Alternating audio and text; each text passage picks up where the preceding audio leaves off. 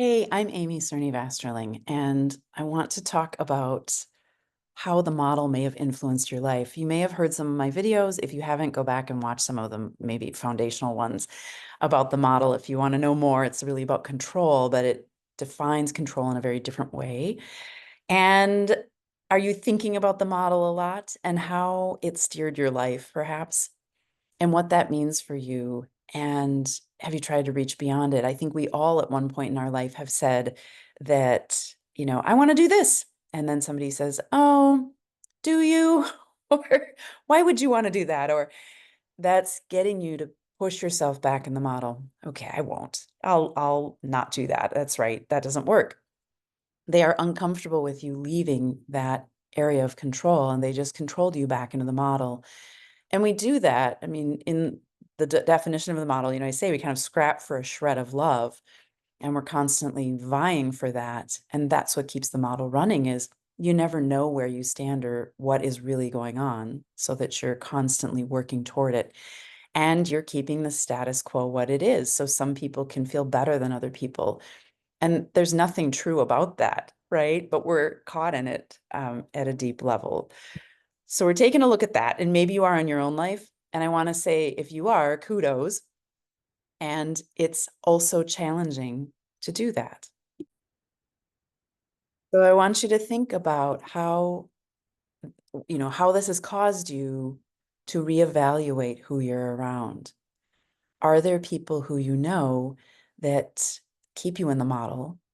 And in my work, what I've come to really see is we can't leave all of the things and the patterns that have been built up with the same people who created those patterns with us, meaning if we're anxious or we're feeling depressed, we need to be honest about taking a break or moving away from those people because they don't actually want our power to be shining.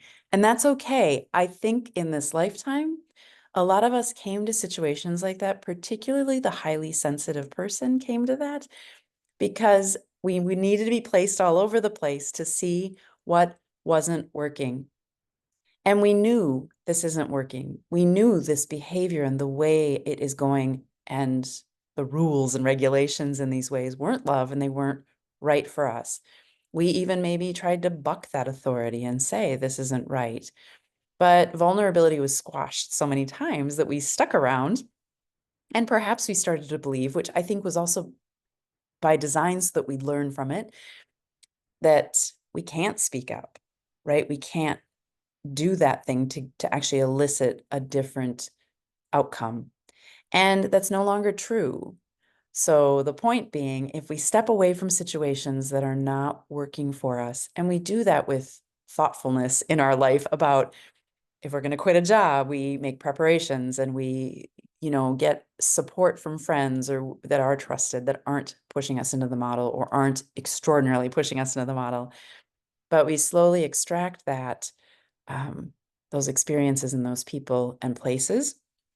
We'll start to come back to ourselves more and more. I'll tell you in that there might be some leaps that you're fearful of because you're actually stepping outside of something that has been a major player in all of our lives that we couldn't even see. So in that process too, there is processing through our trauma and so on. There's a little bit more to it than just what I'm explaining here, but my main point today is to say to you, look at those relationships. And if you're starting to think about the model and how it affects you, look at the relationships and see if perhaps they've been not helping you move forward. And that's something to address, something more to think about from this little philosophical brain to your or maybe your big philosophical brain. All right. Thanks for tuning in. Please like, share, and follow. Tell your friends all about it if you think that they'd like it. I'd really appreciate that. And together, let's collapse narcissism because in truth, it serves no one.